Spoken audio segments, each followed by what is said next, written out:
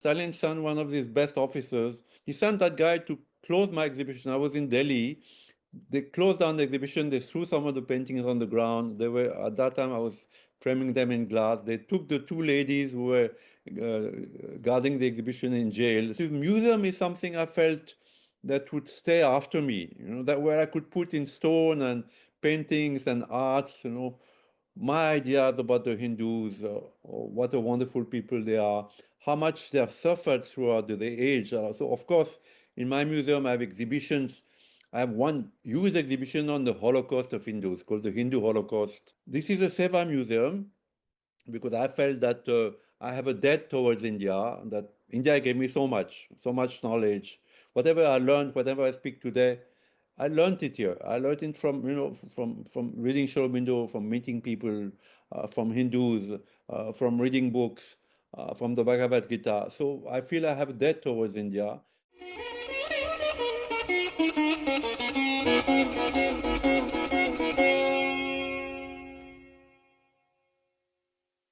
François Gautier ji.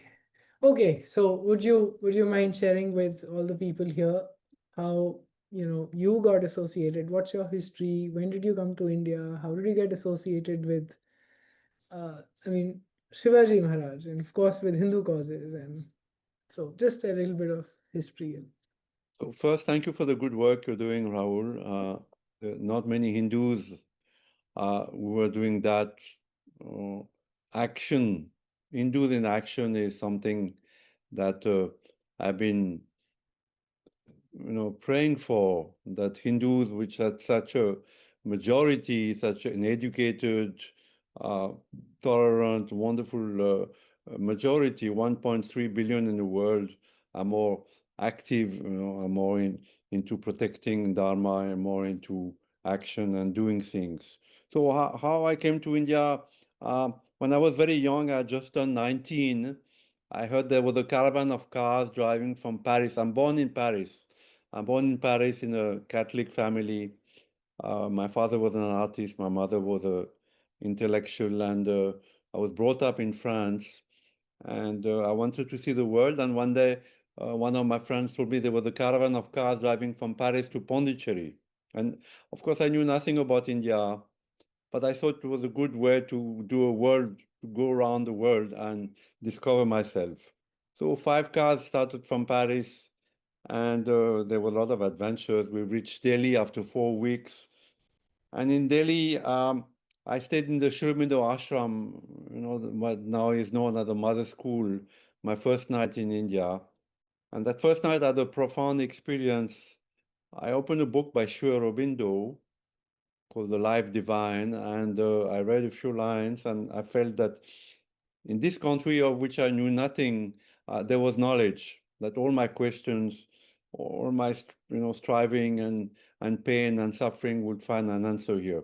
So we drove from Delhi to Pondicherry, and there I met a French lady called the Mother of Pondicherry. She was Sri Aurobindo's companion, and she had started a city called Auroville, where I lived for many years, and which is still my base.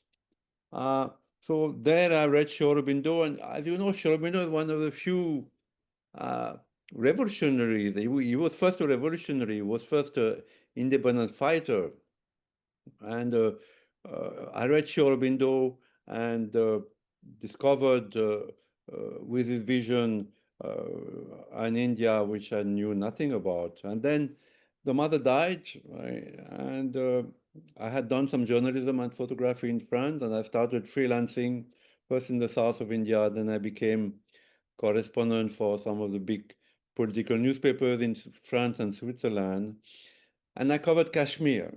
This between 89 and 2003, it was the most difficult time in Kashmir. Most of the time it was under curfew, and all of us journalists from Delhi would mostly stay in one hotel that was still open in Srinagar, and uh, and there I saw the persecution of Hindus. Kashmir opened my eyes actually. Before that, okay, I loved India, and I read Sri Aurobindo, and I thought Hindus were wonderful people. I met them in Kerala, in Tamil Nadu, but in Kashmir, I saw the true face of Islam. I was a Frenchman, very ignorant about, what is a Christian, what is a Muslim, what is a Hindu. But in Kashmir, it opened my eyes. I saw the ugly face of Islam, and I saw Hindus who had lived there for many, many generations. When I came to Kashmir, there were still about 350,000 Hindus. And I saw when they were chased out of Kashmir, the valley of Kashmir, by terror. And this really opened my eyes. And then I started reading about Indian history and understanding how much Hindus have been persecuted throughout the centuries. The greatest Holocaust, I think, in the world history of the world is that of the Hindus.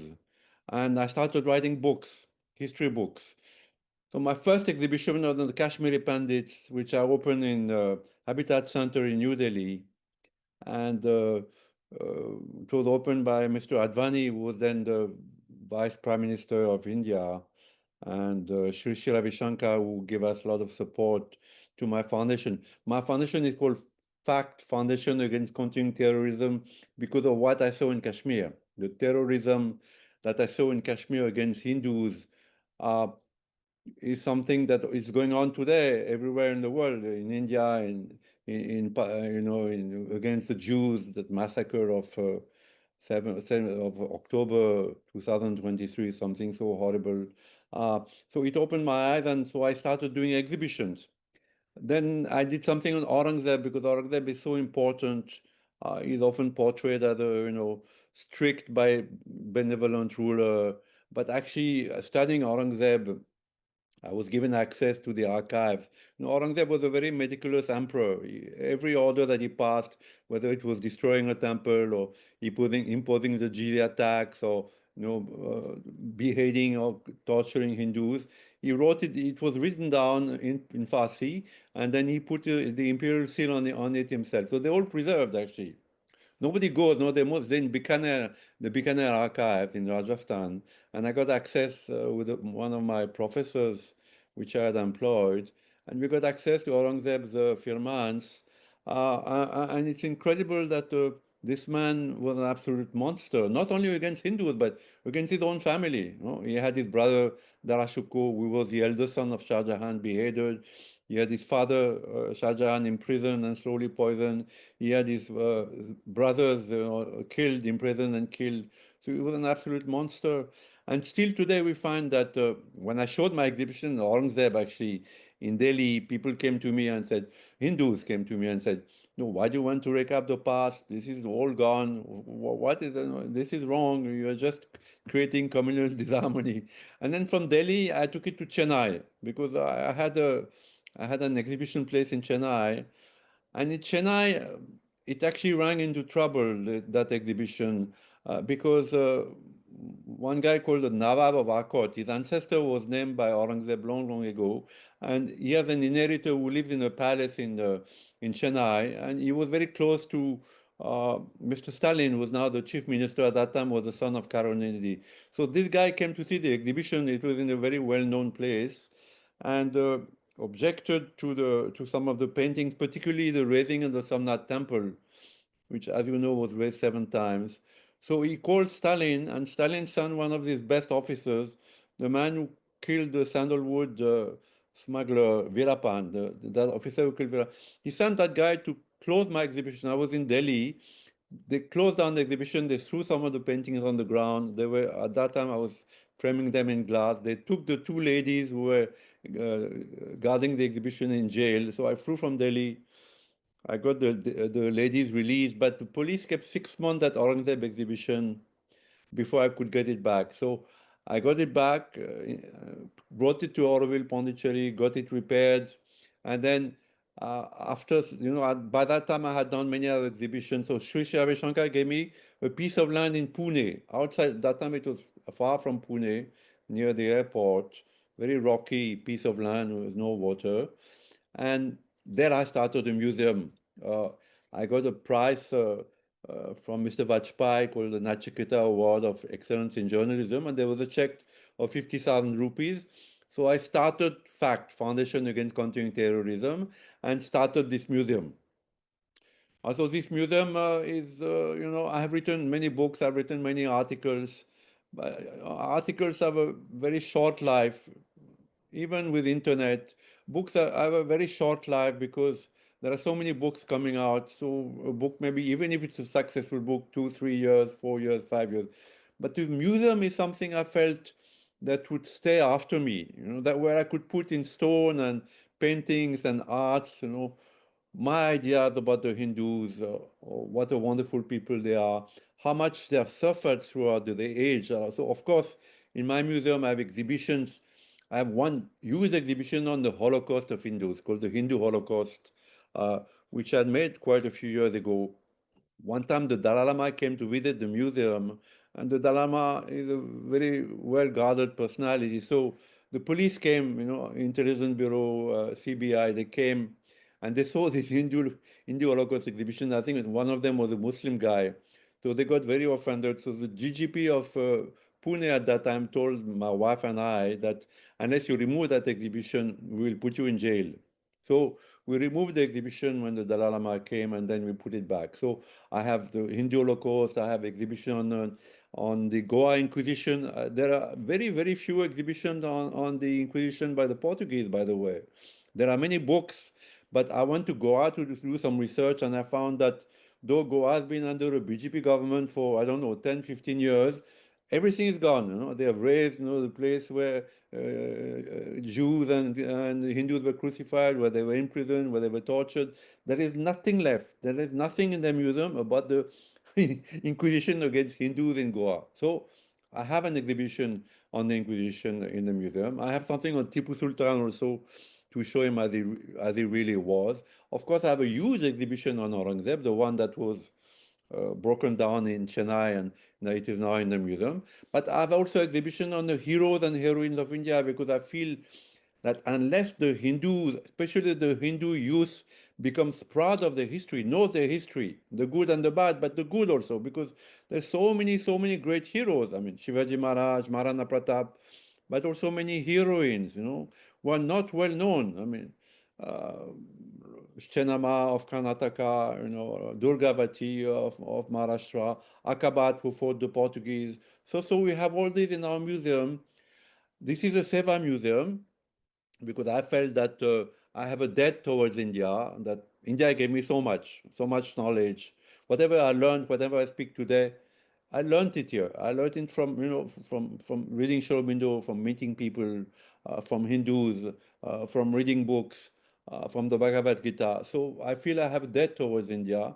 So this museum is a way of repaying my debt. So entry of the museum is free.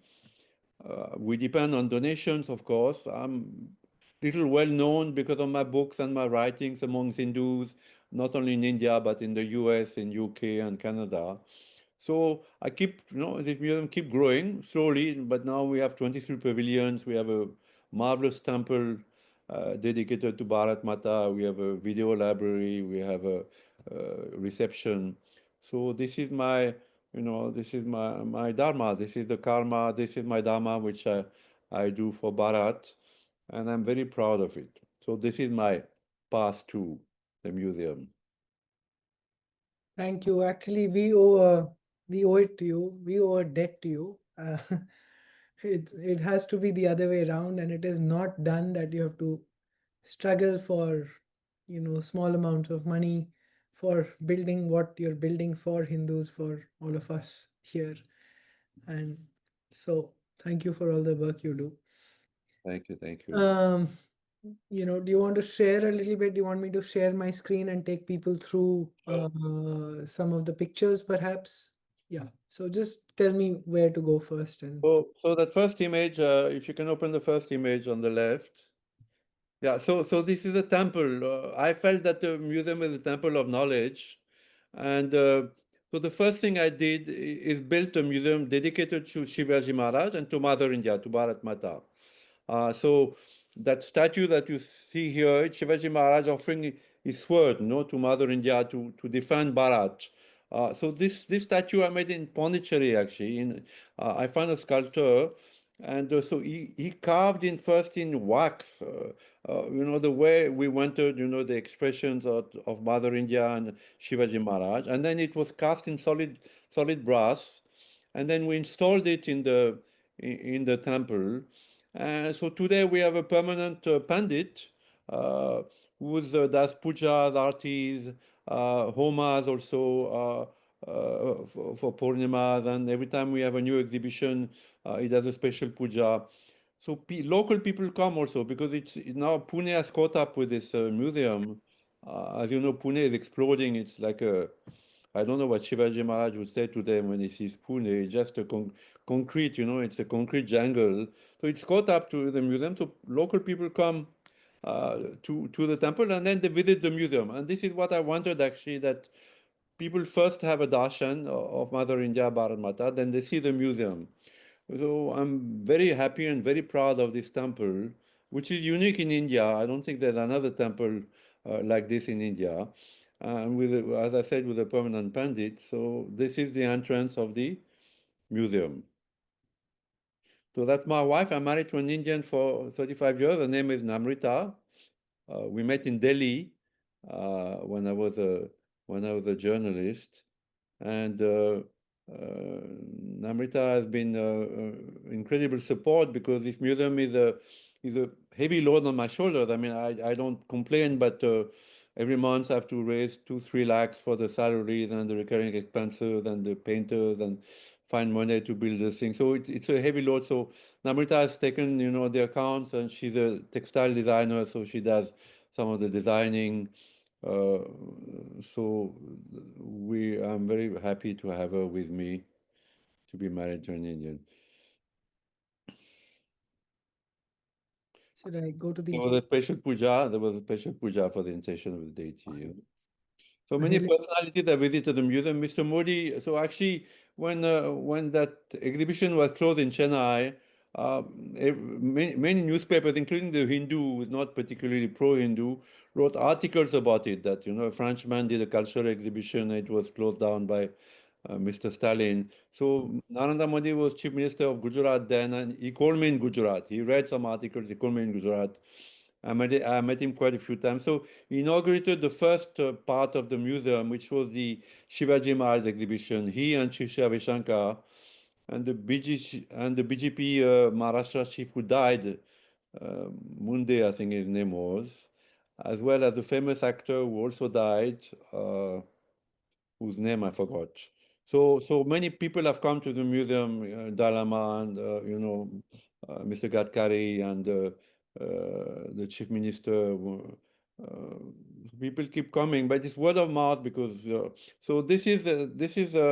I based my temple on this painting. The first painting. The first painting is Shivaji Maharaj praying. Just open the first. Can you open it? Yeah. Yeah. So Shiva Maharaj praying to Mother India to defeat, the demons. So the temple is copied on that paint. So our painting, the first paintings were done in Rajasthan. We had a team of painters and a historian. So the historian would, give a brief, and the painter would do a black and white sketch. The historian would approve of it, send it to me, I would approve of it, and then the painters would do it in the ancient style, miniature style, and they would sign it and date it. So we have about 1,000 paintings in the museum, each one, worth, I mean, 25,000 at that time, but now worth much more. So this is Shivaji Maharaj touching the exhibition on Jijabai. Now, Jijabai was Shivaji Maharaj's mother, and she was a great influence on him, probably the greatest influence on him, more than his gurus, because when he was very young, she coached him not only in the ancient scriptures, Mahabharata, Ramayana, but also told him that he had to take up arms to defend. At that time, Aurangzeb, the Muslim, the Bijapur people, there were so many Muslims threatening India. So she was a great influence. So we did a special exhibition on Jijabai, and there we have Shivaji Maharaj touching her feet. So Shivaji Maharaj was a devoted Hindu, of course, and we see him here doing a puja. Then this is a exhibition on Vijayanagara. Now Vijayanagara is probably the last great Hindu empire, and I studied Vijayanagara particularly because once when I was a full-time reporter, I went to Hampi. I went to Hampi because Sonia Gandhi was campaigning. She was campaigning there, and she was 8 hours late in Hosur. She was 8 hours late. So I had some time. I went to visit Hampi, and I had a mystical experience in Hampi. It's such a beautiful place, so vast, and every statue has got their nose and ears cut. But the statues were so massive that the Muslim couldn't destroy them, so they cut their nose and ears. But Hampi still has a presence today. If you go to Hampi and you just sit in meditation or just walk, it's a huge place. You feel that this was a great place. So I studied Hampi particularly, and it was a kingdom based on dharma. There was a guru, and that guru, you know, shaped the kings and gave them, guidelines how to rule properly. But the end of, the end of Hampi was terrible. The sack of Hampi was probably one of the greatest genocides of Hindus.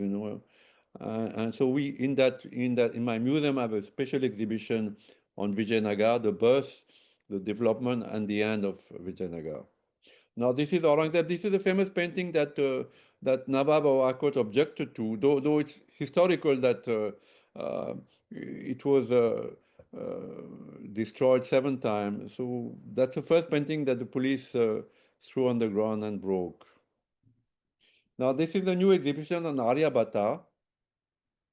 Now, very few people know, like your kids in school, they should know that, mathematics, modern mathematics, were born in India, that long before, Western mathematicians and astronomers knew that the Earth was round, or that, there was a concept called zero. A guy in the 6th century, 7th century, Aryabhatta, had written sutras which, define the future of modern astronomy. Actually, few astronomers, French astronomers, have said that we owe of the 17th century that we owe much of our knowledge to India. So my wife actually is working on that exhibition now on Aryabhatta.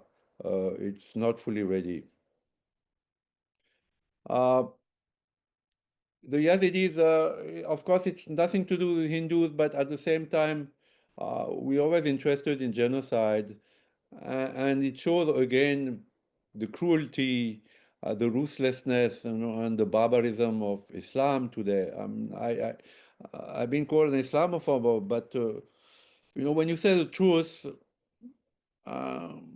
is truth. I mean, as a journalist, I always felt that whatever truth I perceive, I should write it, and I've done that, and sometimes it cost me sometimes. But I did it in Kashmir, and I've done it in so many other ways. So the Yazidis, it's our latest exhibition.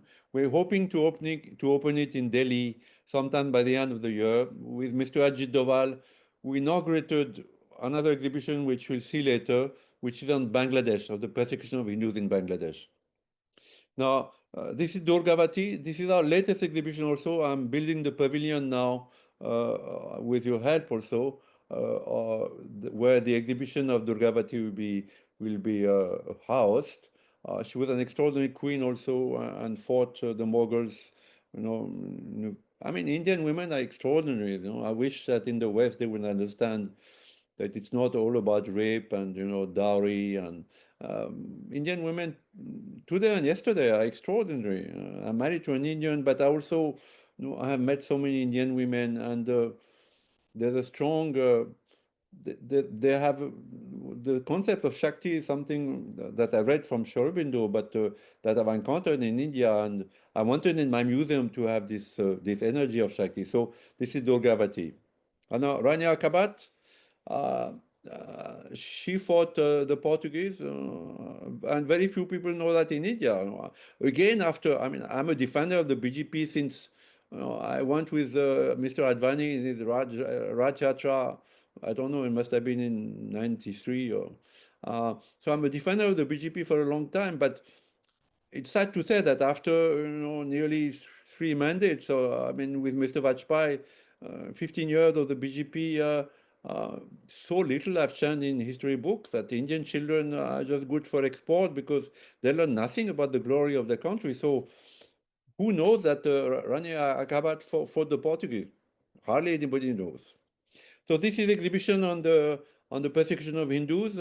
that Mr. Doval inaugurated in Delhi this year, earlier this year. Um, we had one in the museum already, but we updated it after Mohammed Yunus came to power, and all the persecution against Hindus happened in 2024-25.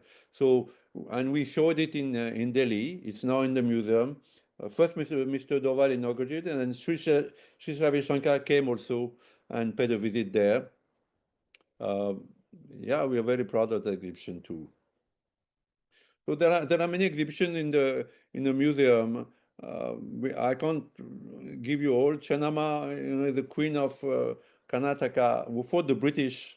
Again, I guess in Karnataka they know about her, but very few people. So quick look at Indian history. This is the exhibition on the Inquisition. Very powerful exhibition. Huh? The Portuguese. Well, they are good footballers, no doubt, but they were very ruthless people. And Nehru was a non-violent Gandhian. Finally, he had to send the tanks to put them out of Goa because they wouldn't go. So very ruthless, very cruel people. Maharana Pratap, great king, great king who fought Akbar. Akbar is the goody-goody Mughal emperor. True, he was the best of the Mughal emperor, but he was also very cruel. In Chittor, 30,000 Hindus were massacred, all the women threw themselves in the fire because they knew that they would be raped and enslaved by Akbar soldiers. So Maharana Pratap fought Akbar. Akbar wanted to make a friend of Maharana Pratap. He sent him so many letters, and so many Hindus, even at that time they were Hindu traitors, to make peace with him. But Pratap said, you're a foreigner, you're an invader. I don't want to make peace with you. So he fought him in Aligati and held the armies of Akbar at bay.